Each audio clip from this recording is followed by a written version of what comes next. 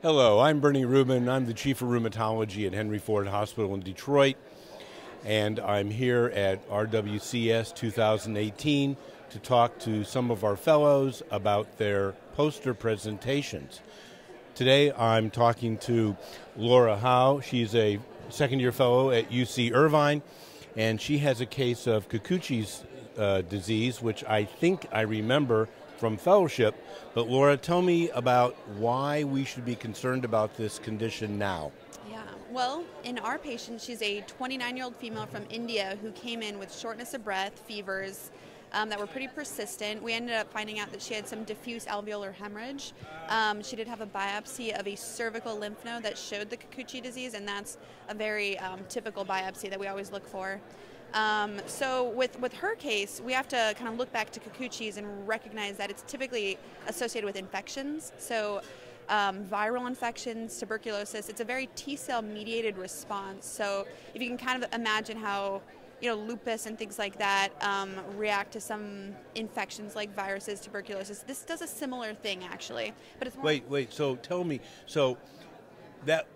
that might not be the first thing I think of when I see a 29-year-old woman come in with alveolar hemorrhage. So what led you to think that it might be something other than one of our normal vasculitides or connective tissue diseases? Yeah, well, so her past medical history, everything was totally clear. Really, she had no other signs of anything systemically. Obviously she comes in from India, and so we're really concerned about tuberculosis at that point with the diffuse, or the hemoptysis initially, and the fever she was having. And then, we did a full evaluation because when people come in like this, obviously they want us to be on board to see if there's underlying connective tissue disease. And really for her, there was nothing. ANA was negative, everything was negative. Got it. So, and that's the big differentiating thing between lupus too and Kikuchi's is with Kikuchi's, we have our typical necrotizing histiocytosis, which can also be seen in lupus, but then we actually have that staining of the nuclei, the hematoxylin staining of the lupus patients that differentiates. Got it. So how did you, is there a treatment? Did you treat her, and how did she do? Yeah, well, so Kikuchi's, it's probably more common than we think. Unfortunately, there's not too much in terms of treatment because it's fairly self-limited, fairly benign. Typically it goes away within, 4 months or so. With our patient, obviously with diffuse alveolar hemorrhage, we definitely had to, treat. So we did give her pulse steroids, 1 gram a day for 3 days of the solumedrol, and then we kind of tapered her down with the steroids. We eventually did find out about 30 days after the culture that she was positive for tuberculosis. So, at that point, she kept having recurrent fevers even though we were coming down on the steroids, and we ended up having to treat her with RIPE and the prednisone as well. So do you think that it was the tuberculosis that maybe triggered the Kikuchi's, or we'll never know for sure?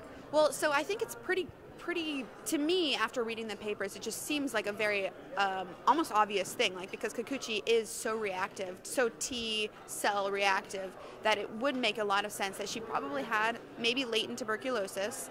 And then, we're not entirely sure whether or not the hemorrhage itself was from tuberculosis or the Kikuchi.